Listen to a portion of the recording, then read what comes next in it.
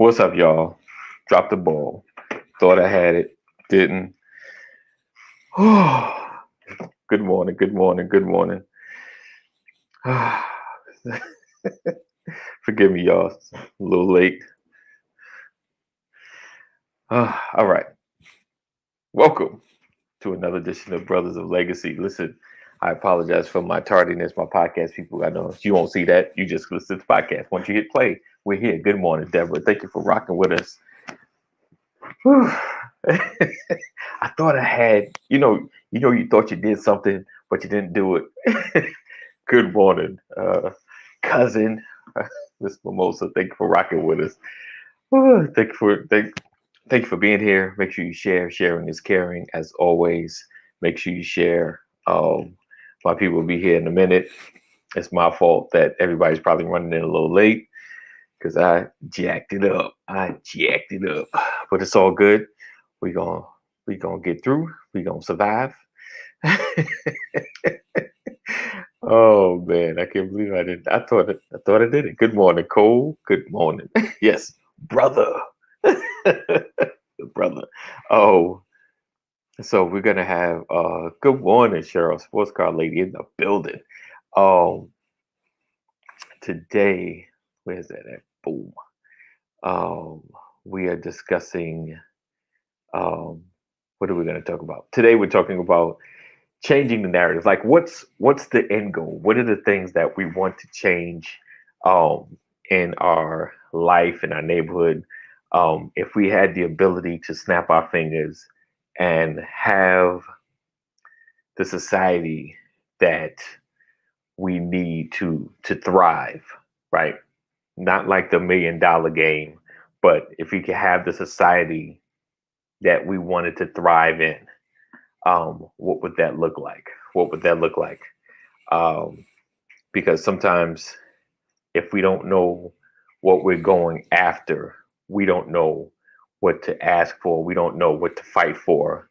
We just kind of take what comes. Good morning, E double in the building. So it's imperative that we know what we want, because you a lot of times people say they want change, but what does change really look like? What does changing the narrative really look like? So we got to start building a vision. We got to start having an idea of what kind of shift are we looking to create. Blessings, Lisa. Good morning. Good morning. Good morning. So today we're going to talk about that. Um, let's see. Boom, boom, boom. All right. So I'm gonna have my brothers in here.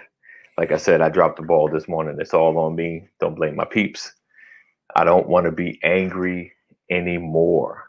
Okay, so we got to dig into what's causing the anger, right? You have to pull back. Like, okay, what's the first layer? What's causing the anger? What is it that's making you angry? Because a lot of times, like, and oh, I just had a thought. So, good morning, Cheryl. I think we got 4 Cheryls in the building, or 3. um, so uh, we have to go through the personal agendas are the foundation. Yes. So what does that look like? Because this is let's because with Brothers of Legacy, and like I said yesterday, it's about having impactful conversation so that change can start happening. Don't want to apologize for being black. Cheryl's rock.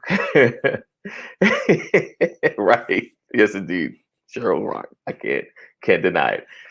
Um, so do you feel like, because there's twofold to that, right? Do you feel like you're apologizing for being black um because of past hurts, or because one thing about us, what I don't and what I'm trying to instill in my children, if they have issues or problems, to allow them to be Pastor McCoy in the building. So I apologize for everybody's tardiness because I messed it up. Not my people. It's all on me. Um, in my mind, you thought you did something. I was like, I thought I created a link, and then But so what I'm trying to instill in my kids to have an understanding of the world and racism. But what I don't want them to have is a chip on their shoulder, waiting for something to happen. Because you even if you get into a room full of white people, you're like, I don't want them going in. I wish somebody would say something sideways. I want them to go in with the idea of presenting themselves, networking, and doing what they need to do, but being mindful to not allow racial jokes or things to be said and they just let it slide. You know, but I don't want them to have a chip. I think it's that balance. So I think sometimes we may have a chip on our shoulder. Just we may be a little upset, and I think that comes out. But how like that? But that's going into the psychological of trying to change your mindset and not walk around angry because this started, Pastor, from cousin Mimosa saying don't want to apologize for being black or don't want to be angry anymore. So it's changing that as well as it how can my world be better if there are less people with a mental midget mentality. Okay, that's different. Improvement, better police. Is he saying is that consistent with the grasshopper mentality? Is that what he's saying? Not sure. Let's break it down, Cole. Well, Let's see. good morning, everybody. Good morning, everybody. Happy Wednesday to all God's children. Good to see you all out here. Yes, indeed. Appreciate you, Richard. Hey, Mom. Mom Bakori in the building. I'm here. Apologize for lateness. Richard, Cheryl. All right. Yes, I'm sorry. I indeed. won't go to shout outs when I'm late. Nah, you good. That anger animal is disastrous. Right. Having and we're gonna let me get my brother Dwayne. Let me kick off this intro. I didn't even kick the intro. I was like, we're gonna stir it up a little bit and then get everybody thinking. And now let's go into this intro. So I appreciate you guys being here. Like again, I apologize for being my tardiness in 2021. We're gonna be on time. And hold tight.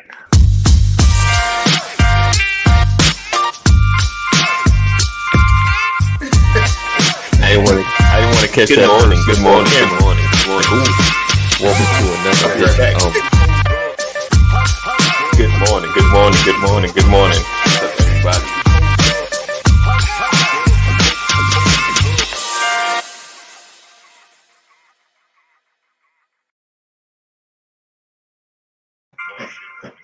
Oh, turn it down. All right. Let's get it. So, like I mentioned in our group chat, what is it that you would want to see changed in the community, in your life, around society? What specifically, if you could, and I said snap your fingers, what can you change? What would you want to be changed to make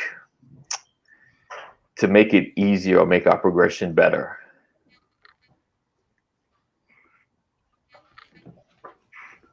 Anyone? Oh. I thought you were still reading, bro. Oh no! I'm sorry. I started typing. I got the typeface. I was typing in the thing. No, so you want reality or just like in our wildest fantasy? Wow, I want the wildest fantasy because, like I started when I was saying, if we can kind of see what we're going after, we know what we need to fight for. Does it make sense? Mm-hmm. If we can have a vision of like, okay, this is at least my utopia that I'm fighting for. I know the direction we need to go in. I know the laws that need to change. I know the politicians we need to have, and like I said, nothing is perfect, but at least progression is made and we know what direction we're going in. Let's see. All right. Go ahead. I still think it goes back to, something that the Lord showed me yesterday about our train of thought, because I don't want to waste my time. And I don't want anybody to misconstrue what I'm saying, because it's a valid question. It's a timely question. It's a relevant question. Right. But I don't want to, it's one thing to consider the impossibilities of life, knowing that all things are made possible with God. Right. It's another thing to ponder the ridiculous. Okay. So when the question is asked, what is my utopia? I want my utopia to be something that I deem as possible, Right. meaning possible with God, right? Because my response yesterday was, I'm not Thanos. I'm not going to snap my finger and make all the evil disappear, Right. right? This is not a comic book. It's not a movie. It's real life. And so, if I want to imagine my utopia that can be my reality, albeit it necessitates a move of God, Right. then I still stick with what I said today. I have to build or rebuild my internal community Okay. because it all begins internally. And then I Right. want what's being rebuilt or redesigned or redirected internally to begin to bleed out to the external. Okay. Right. So a man thinketh, the word says, so is he. So Right. yesterday, one thing I said was, we are creatures of habit, but God has given us the ability to create, but we create twice. We create in our mind, and then we create in the physical realm. Right. So I want to be able to manifest something in my mind, even if it seems outlandish. I want to work on it and then Right. begin to build it so that it can happen, so that it can begin to manifest in my physical world.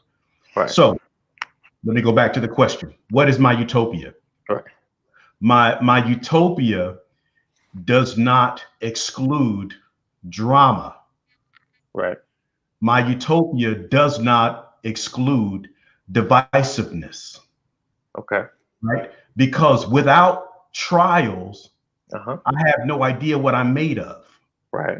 I And got a you. lot of us, we want to envision this perfect world. And in our perfect world, there's no stress, there's no divisiveness, uh, there's no negativity. Right. But without those things, how can you have a dependency on God? When things become too easy for you, you forget to give God glory. Okay. Am I right about it? I'm with you. Anybody I'm ever with been so down in the dumps that all you wanted to do was lay before the Lord and cry out? But that same person can go through a season where things are so great, you forget to go to church. you. Right. You forget to tell God thank you because you become so accustomed to something working out for you. And so I would begin to say that my utopia is not without persecution. Okay. It's not without divisive behavior, or else there would be no need for reconciliation. I don't want everybody to agree with me. I don't want everybody on my team. I got to be able to fight for something, Yeah. right? I'm So with you I'm on gonna that. put that out there. We can deal with that. No. Well, All right. the first thing for me, to piggyback off what Pastor said, um, I'm okay with the no division type ideology. I know that it's probably not going to happen, but the reason why I'm okay with it is because that was our start. Right. That was the intent in the garden. I mean, that's where they were. But with that being said, sometimes, most times, almost all times, when it's too easy, you get the idle hand syndrome, and you end up finding a way to mess it up anyway. Right. But to answer the question, 3 Pause. words. Okay, yes, sir. You said, and I get where you're going. That was the intent in the beginning. If that was the intent in the beginning, that would mean that God failed. Well, let me change the words. That is the intent, and we messed it up. That's why there had to be a Jesus to give us access back to the way it was created and the way it was. We know in this lifetime it's not going to happen. We know that in this lifetime things are going to get harder. We know that until the rapture, the falling away, and the great tribulation, and then the heaven on earth, like Jesus told. to pray that tight. We know that it's not going to happen in this lifetime, but it's still God's intent. That has never changed, and I'm glad you said that, because he's the same yesterday, today, and forever. And if he created the perfect Eden, then Jesus had to come back, because we would never get back there without him. So I wholeheartedly agree with you. That's why I said in the thought of perfectness, I'm with it. But the reality of it is, it's not going to happen in our lives. And when it happens, I think that'll be I don't know, but that'll be the pinnacle. But think about what you're saying, though, brother. I love that. Think about what you're saying. You said, I know that won't happen, but we know that with God, all things are possible. Right. So that means, as impossible as it seems to us, it's possible with God. Okay, so let me ask, pause. Wait, pause. Because I want to ask, so what does the possible look like? That's what I'm trying to get to. What does the possible look like? What does what does it look like? Because I mean, because trust, there's no question. We know God's in control. We know all things work together for the good of them that love God. But what does that possible look like? But here's the thing, though, AD. I love what Dwayne is saying, because when you begin to think about your utopia, right, you have to consult God, right? And so then you got to go back. But okay, well, Lord, what did you really intend? Because my perfect world has to be based on what the Word of God says I have the ability to attain. When he says I can do all things through Christ who strengthens me, then I'm working on my utopia. So I'm saying, what is the will of God for my life? Come on now. And Dwayne said, well, if you go back to the garden, the original intent, right? We had it one way and man messed up. But didn't God see that coming? Right. He said, right? So if he had to see it coming, he had to see the falling away, and he came back with, I'm a jealous God. Right. Right? Which means God required praise. Right. And he had to get to a place where he got his praise from his creation. Right. And if everything was peaceful, the Bible says that God walked with Adam in the garden. Right. There was no need for praise because they had a one-on-one relationship. They just talked. Right. God required more. I'm with you. Okay, so what I'm saying, so my point, and I don't want to get, because folks would be ready to go to the school of theology. So my point is, when you the real question I have is, when you paint your utopia, right, does your utopia include strife? Oh, I got you. I mean, I dig what you're saying. Right. So maybe most people are going to say, I don't want to be mad. I want peace. I want, unity. I want all of these things. Right. And if you get all of that, where does God fit in? You know that same scripture that it says all things are possible if you can believe. You know that it's said in the same time frame when the man was begging Jesus to deliver his son. And then the man said some of the most contradictively beautiful words I ever heard. He said, Lord, I believe, help my unbelief. Help my unbelief. Yep. Okay. So let me see if I can reshape this question. So take it away. All right. This is not where I thought we were going. No, this is not. This is not. I'm gonna just put it out there. So because we vote, right? We want, he said, there has to be, and I agree. Like you said, getting away the anger. And you're right. I mean, the context that pastor shaped it in still works in the context of this conversation, because we know trials, tribulation, these things help us become better. It's the working out effect. You can't build strength unless there's some level of resistance. So we have to, we know that's how you build, that's how you grow. Most of us are where we are because of falling on our heads a couple of times. Because if everything worked out, we would think we the stuff, we the joint. I don't need God. I got this. I mean, ain't nothing went wrong. Everything I went after just happened. It worked in my favor. It's like so. It's so moving past the. I guess utopia is kind of a bad word. Well, not bad, but just a misunderstood connotation of what I'm trying to explain here. So, we vote.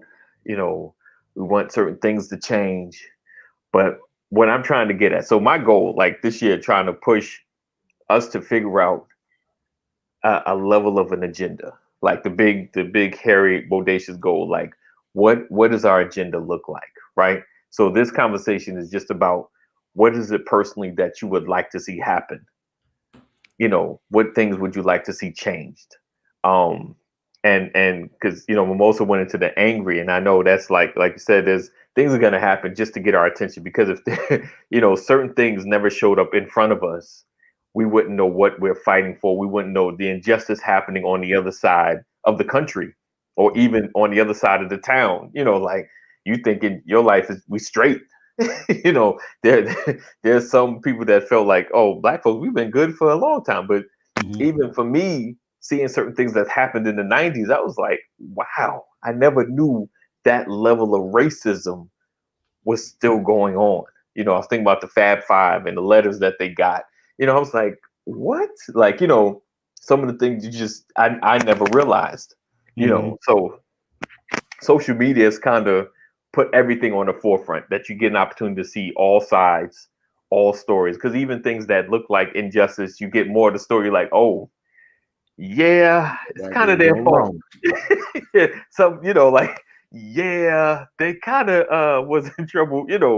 They were armed and dangerous. Yeah, they probably jumped on him because they were a little nervous. Like, he was armed and dangerous. He might not have had the cut with him at the time, but with the way to report, just things of that nature. But so, and so in that vein, yes, I would say that one of the things on my list in my world is synergy, right? Synergy. And when I say that, I don't mean it's you agreeing to go my way. Okay. I also don't agree that it's me going your way.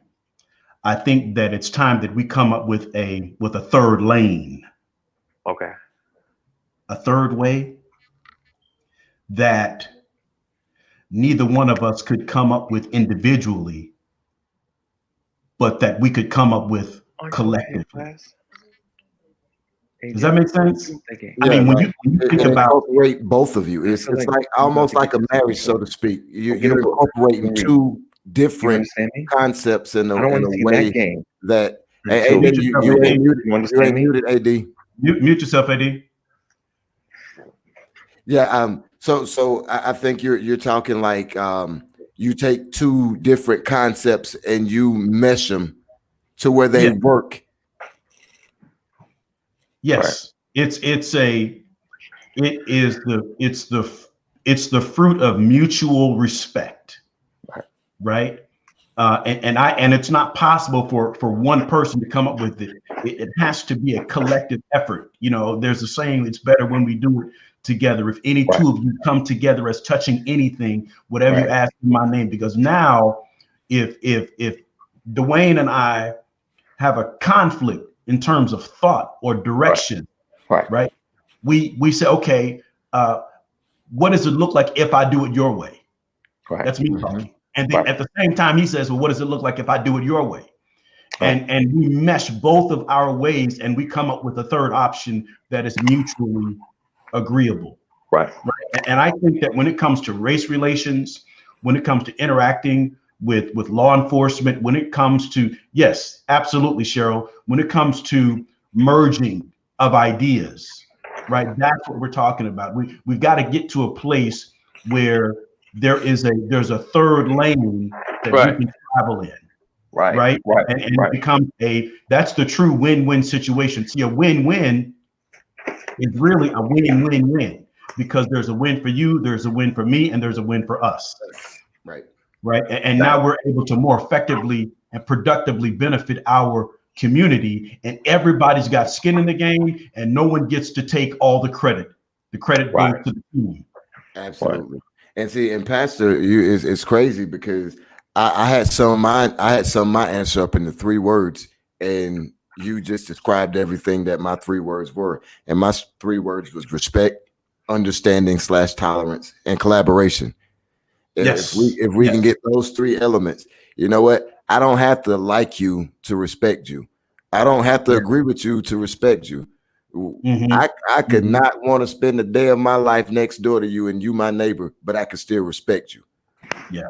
And then understanding my way may not be the right way. Or if you don't agree with my way, then you know what? I can, like Cheryl said, agree to disagree, and we can tolerate each other, but we don't have to be enemies. And then that 3rd lane you talked about, collaboration. That's my childhood pastor used to say, teamwork makes the dream work. And so that's so AD. I think, is that more along the lines that you were getting at? Look, So you go back up over there. Go back up to what Sam said, and then look at what Cole's response was. Yeah. All right, let's go. Hold on. Oh, Sam said something about heavy. I think people need to feel like the level of opposition has become too high or too heavy. Okay, right. And then he said, I think Cole, I believe the weight of dealing with resistance, not meant for normal human beings, has made life unbearable. Now, not my only, but one response I would have to that, Cole, is who measures the unbearable? Who sets the threshold? Right? Because we know that he won't give you more than you can bear. Right. That means that we're considering that in our finite minds. Right. True. As to what's bearable or unbearable. Right. When I'm weak, then am I made strong. Right. And so I don't think there's any success without resistance. When you go to lift weights, you there has to be some level of resistance, or your muscles will not change. Right. So I agree that we have exercised a little too much crazy in this world. I definitely agree with that. But I also try to figure out, how do we measure what's unbearable? Because one thing that the Lord showed me in this year, he said, if you're still here and you're still breathing, understand there's still purpose for your life. If you're still here and you're still breathing, understand that everything that you thought would kill you has made you stronger. And now I can use you in the next season. So when we talk about, being unbearable, no, I think that as long as you have survived it, it was never unbearable for you, because you would not have survived it. So I think it's challenging to measure that if you're still here. Yes, indeed. Go ahead. Did you want to share something on that, Dwayne? Yeah, I was just going to say, with what Cole said, Cole offered a perspective, and I'm glad he did it, because as you were, I don't know which one he was reading it, but as you was reading it, I began to be a little introspective, and it reminded me of those days in the Army, or those days playing high school football. It's like, wow, this is getting hard. I want to quit. I look around me and everybody else still going. It's like my legs hurt. I don't know if I got another 3 miles in me. And then it just made me remember that that my first sergeant used to always say, the body will follow where the mind leads. So it's all about perspective. If you don't mind, it don't matter. They used to say mind over matter. If you don't mind, it don't matter. That's good. God endorsed. Yeah. So Cole. Cole, I think Cole and Richard's comments work together. I understand resistance is necessary, Pastor, but some of what we deal with isn't God endorsed resistance. You're absolutely right. A lot of it we bring on ourselves. Right. A lot of it we do. That's that burden. It is the unnecessary weight that we carry, which is why it's critical. What something I said the Lord showed me yesterday. We have to understand. I said we have to learn how to be more effectively proactive. We got to be more proactive. Right. And part of proactive is not just taking the initiative, it's taking responsibility Right. for your decisions, Right. past, present, and future. And, Right. and what you have to do is begin to go into every decision considering the outcome. Because Right. a lot of times, you're right, Cole, we make decisions based on our current state, our current circumstance, which is temporary. Right. And we don't count up the cost. And that leads to unnecessary weight in our lives. And so if we could be more proactive about our thought pattern, God bless you this morning, Brother Peoples. We're lifting you up, man. I know that your family's going through some things. So we bless God for you. And even you being here shows us that whatever you're going through isn't unbearable, because you're here to share even in the midst of the sorrow and the challenges and the trials that you and your family are going through. So you're an example, man, of pursuit, of perseverance. So good to see you, brother. So I think to Cole's point, you're right. A lot of this isn't God endorsed, but the outcome is still God ordained. Woo! That felt good. That felt good. That felt good. I need an organ right now. I need to tune you up, sir. I need to tune you up, sir. Right. God may not have had anything to do with you going in, but he's sure enough going to be a part of you coming out of it. Right. True. Yes, indeed. Yes, indeed. So, kind of pivoting a little bit. Thank you guys. Hold on. Put that up there. Thank you. You guys are a blessing that keeps on giving. Amen. Thank you, sir. Thank you, sir. Keep pushing, man. We definitely praying for you. So how, pushing a little bit further, right? We going through what we can bear. Like, what is a way to get the conversation started to those that may have an idea of what they want to see, with someone that's not in a agreement with how things are changing, or let's just say a different party.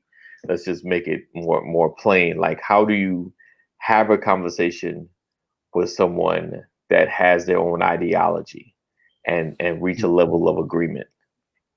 He said, all right, go ahead and drop that offer. How do you look, don't be playing. Put that link in there. Well, let's see if I got it up here. Yes, sir. Yeah, the brother's a legacy. Yeah. This is good ground. This is good indeed. ground. Yes. How do you have a conversation with a person that has their own ideology? Yes. Meet them in their ideology. Yeah, but the thing is, that's what life is about. Right. Life is about having a conversation with someone that has their own ideology. Right. I believe that life is about understanding and being understood.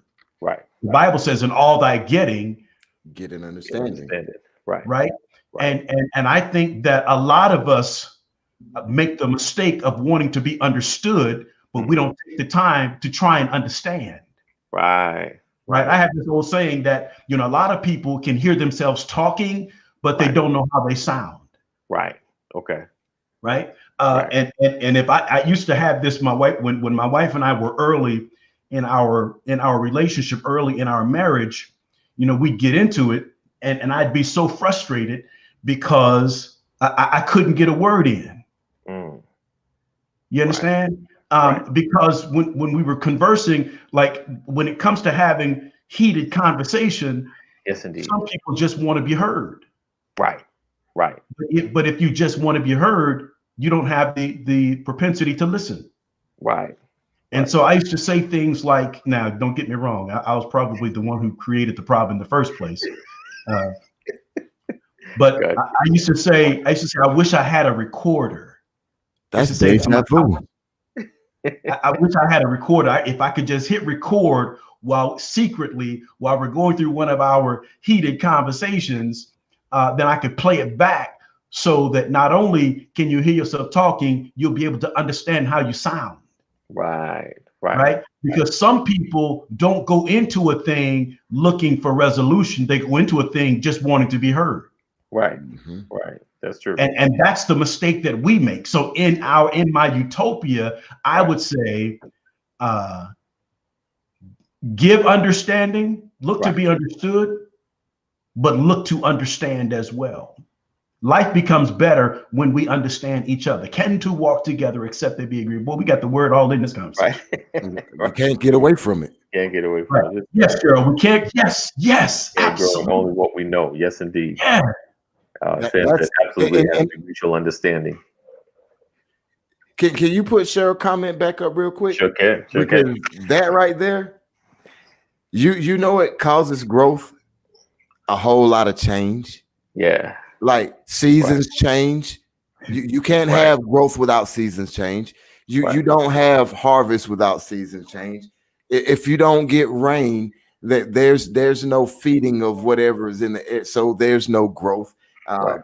Let's see, if the wind doesn't blow, topsoil doesn't get moved around, and pollen, if you're in an area that doesn't have bees, doesn't move around, and there's no growth. So all the things that we, going back to what Cole and Sam was talking about earlier, Right. your perspective leads everything. That's why I said you got to meet people in their ideology. You know why? Right. Because sometimes you're going to see something that you didn't see before. Now, you may throw a lot of it out, but there may be something in there that gives you clarity as to why they see things the way they see.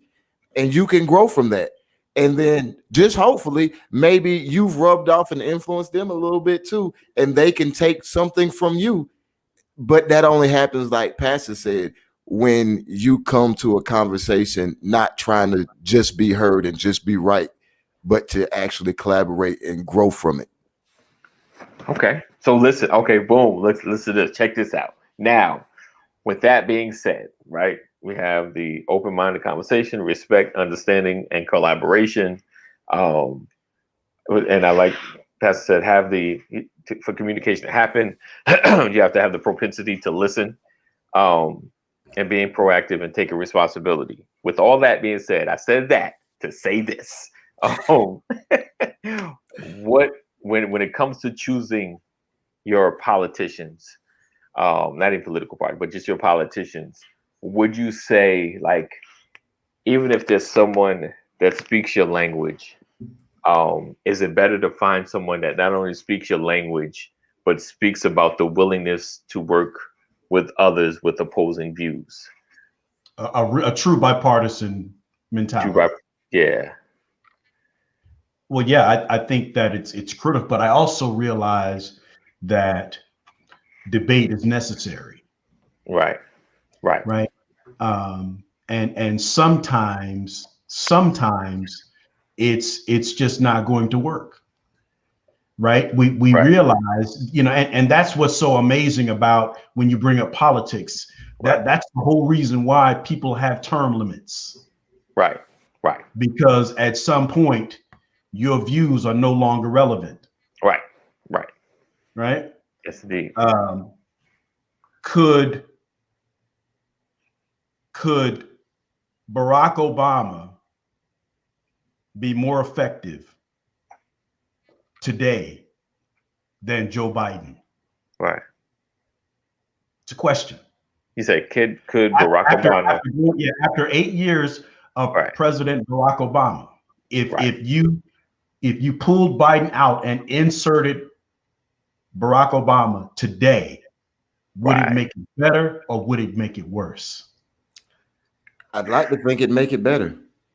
Situations change. Plus his experiences change. Make it better for who? Right. Us. I think now, it would make it worse. Right now, if you put him in place today, it would make it worse. I think it'd be worse. I think so. Oh, you said okay. So you're saying the whole situation of everything that's happened has already happened, and now you're putting it back. Everything that's transpired right now today. If Biden disappeared and the laws changed, and we just were able to insert Obama, oh yeah, would it work?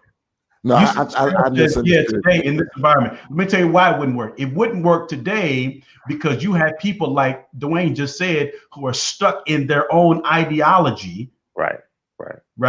And that's not going to be the resolution that they want. Even if it makes all the sense in the world, they just don't want it.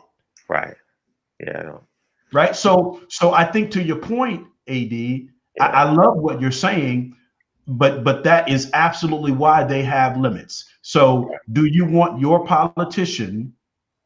The answer would be yes. I want my politician to have a bipartisan approach. I don't want my politician to be single-minded, because it's like standing on one side of a brick wall, Right. talking to the opposition on the other side of the brick wall, and no one can hear each other.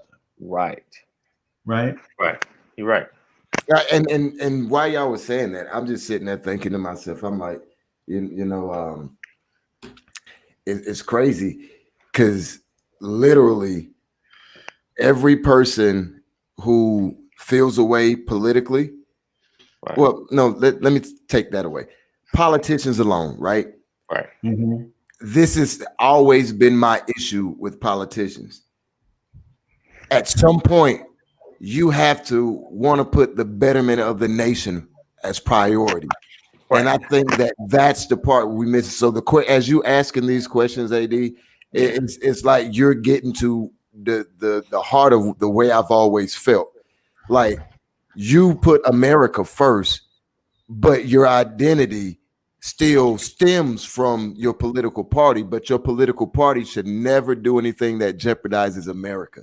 And I think that people have put the party first and not America first. And that's part of what the issue, and it goes back to what Pastor talking about, that synergy. Right. When we can talk to each other and not have to be right, but let's make this move because you win, I win, plus America wins. Right. When that happens, we see a lot of things drop out. We see a lot of areas where there's friction, the friction dies, but because of that friction, we were able to grow past it, Right. So you need the friction to understand that that's where I get a win. And without ever having it, there's never no win.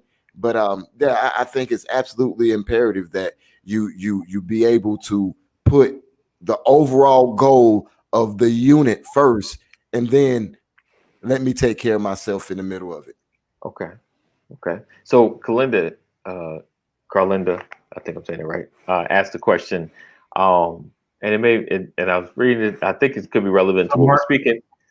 It says, "I have a question for y'all. What if you're tired of being seen and not heard? I have listened, and I'm not being listened to. It's very frustrating."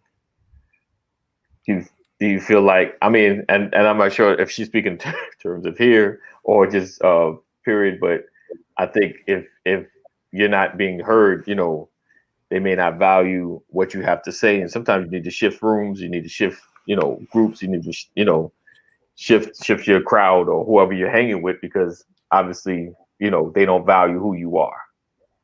Absolutely. When someone says something like that, my first question is, what crowd are you in? Right. Who's your audience? Right. Because that's the first thing you have to ask yourself, because I feel like I think you might be trying to talk to the wrong people. Right. But I don't know. I mean, are you talking about, Washington, D.C.?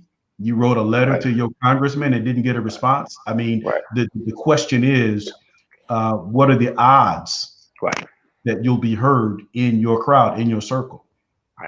Right. So it's a great question, but it requires a deeper conversation. Yeah, but it does. But AD said it best. Sometimes you may have to change your audience. Right. And then at the same time, remember, not everybody's going to recognize your worth. Not everybody's going to recognize your value. So it's imperative in those moments you remember whose you are. Right. Because normally the right thing doesn't get the light anyway. Right. The light thing is not going to get everybody's opinion anyway. Talk. Right. What people struggle with the truth, Carlinda. Yeah. Cole said, in choosing politicians, it's best to find someone who has the heart of people. I've seen guys who look, talk, sound like me, and they don't represent what I want. Right. It might be more cooperation.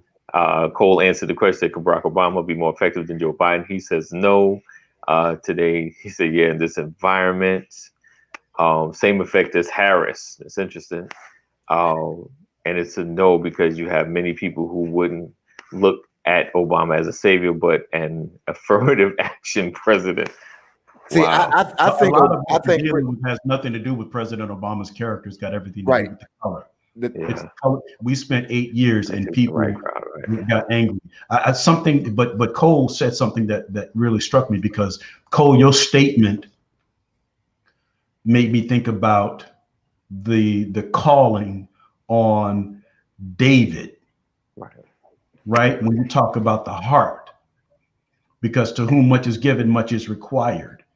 And what I've learned, and I've heard, I don't remember who I heard, I think it was Noel Jones said, you have to have a heart for the call in order to be effective in the purpose. And sometimes we commit to things that our heart wasn't designed for. And that's why people get in trouble. Right. You can commit to a relationship with someone, but if your heart wasn't designed for that particular relationship, things go awry. Right. Mm-hmm. You can commit to a career, but if you don't have passion for the job, it becomes a task. Oh, Pastor. Right. Sir. Oh, And just in the vein that you're already in, right. David was anointed king because he had the heart. And I know you didn't say that. Right. Saul was appointed king because the people thought he was the best for it. Right. And I know this is probably what you said. It just, this revelation just punched me as you said it. Saul didn't have the heart for it. That's why Saul struggled. That's why the one with the heart had to come minister to him. Right. Wow. Yeah. Think about David. David was, think about the process that David had to go through before he got the seat. Right? He was anointed before he was appointed. Mm-hmm. And between his anointing and his appointing, he went through constant struggle. Right. If he did not have the heart for the purpose, he would have never lasted through the process. Right.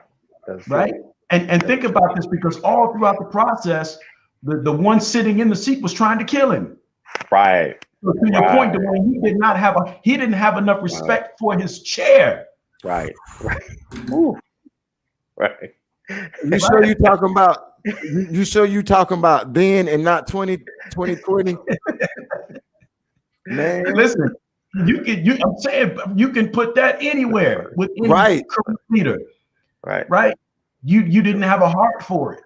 You know, and that's the thing that we have to recognize. We all need to be ministered to. Even absolutely, bro. Absolutely, we all need to be ministered to. I tell people all the time, if you really want to have a utopia, you better have a target. Right. You better have something that you're aiming for. You need to see somebody who looks like what you're trying to get to. Hence this conversation. All right. Oh. It's Cole said, here's the thing, Dwayne. Just 7 days ago, we saw people who put themselves first, but is brainwashed into thinking they have America first. More and more becoming emboldened to believe that way. As she said, I think Obama would have been better now, but he has always been good at being unbiased and showing empathy. He's good under pressure, but unfortunately, regardless, they wouldn't hear him still. Yeah, he would be better equipped for the job, but not for the time. Yeah. I said, well, Sam said, are you talking to the right crowd? Ephraim said, that's a word, Pastor. Lord, please help me get out of the trouble I got myself into. Sam said, let's be my honest. baby is up on here. We can hold on. I know this is rude, AD, but my wife is in the comment. I got a shout out to the flyest, most beautiful, bangingest, bestest, BFF, lover, homie, friend in the world. That's my baby right there, y'all. Good morning, Mrs. Goodson. Building. Good morning, Mrs. Goodson. I'm about to cover my mouth on be on here smiling so much. Let's see. Hold on. Let's see. Let's be honest. We confuse being heard with folks' reaction to our words. Yes. Ooh, yes. He said the mic clean. By the way, Pastor. Right. Dwayne. Saul was appointed king because he looked the part. David was anointed king because he had a heart for it. Yes, indeed. Let me show I'm missing it. Yes. Good morning. Good morning. Good morning. Now we just need to get you on the other side of the camera. yes, and I'm pushing. Um, that's to talk about the and 2021 straight facts. Yes, Right, sir. right. Yes, sir. Mhm. Oh man. So I appreciate you guys rocking with us today. Oh yeah, Sam says good morning. So we Say, appreciate you guys. I feel like I can work out All right, right now. look, Right, Mrs. Goodson is saying no to the other side of the camera, by the right. way. Don't worry. Don't We worry. tried. We tried. It's a I got work a in progress. reputation for a Work in reason. progress. I got a reputation for a reason. So don't worry. It's just inch by inch. Inch by inch. That's all. We appreciate you guys rocking with us and hanging with us every day, Monday through Friday. It touches my heart, you guys, for roll with us in the conversations. And like I always say, our conversations are to try to change some of the narrative, kind of push us in the way that we should grow and connect, and kind of this conversation today, just get into the respect, get into the understanding, begin to collaborate. He said, "Oh yeah, know that, know that, know that." In a nice way, I kind of nudge. Oh, so I want to thank you guys. Before we get out here, any closing words about what we've been talking about today, to help us bring us closer to collaborating and pushing towards the agenda that will be most effective for us. Yeah, I just want to say, remember to be the change you want to see. Right. It starts. Pastor has harped on it so many times. Maintain your section of the wall. If we're not being who God called us to be, it doesn't matter what racism or anything else we encounter. There's no winning it unless we're unapologetically who God called us to be. Yes, indeed. Yes, indeed. And sometimes, we put so much thought into how to get things right. Remember that the purpose of the 10 commandments was to identify how we get it wrong. I've learned that when things are going well, I've had to put some thought to, wow, you know what? How many ways can I mess this up? Right. What happened? How do I mess up the direction that I'm going? Right. Talk about how you can get it wrong so that you can mitigate the mistakes. Right. One way of reducing the mistakes is to consider how you can get it wrong. Right. You understand? Because most of the time when we mess stuff up, we find out after the fact. Right. We're looking back saying, "Ooh, if only I had."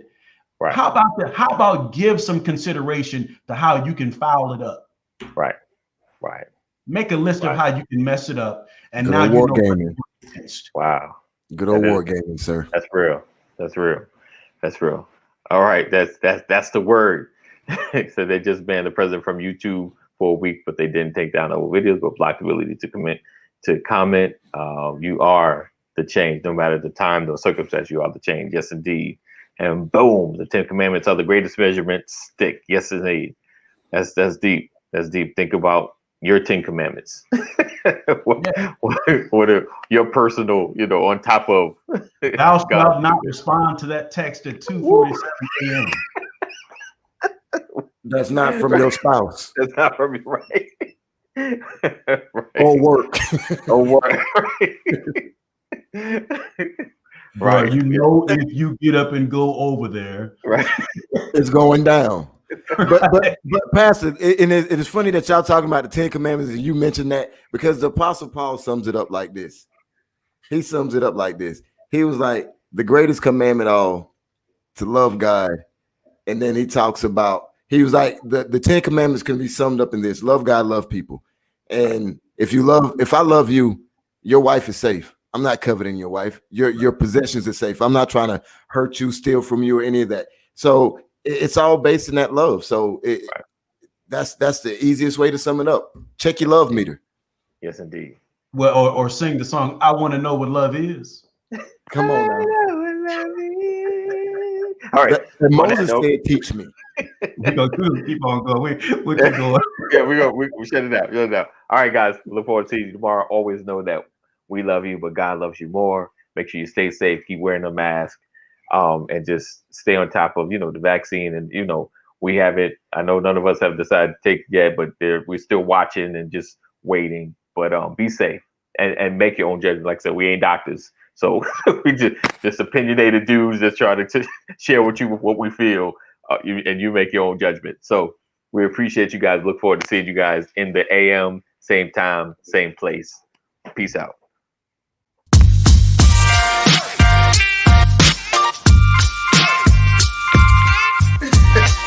I didn't want to catch that. Good morning. Welcome to another. Good morning. Everybody.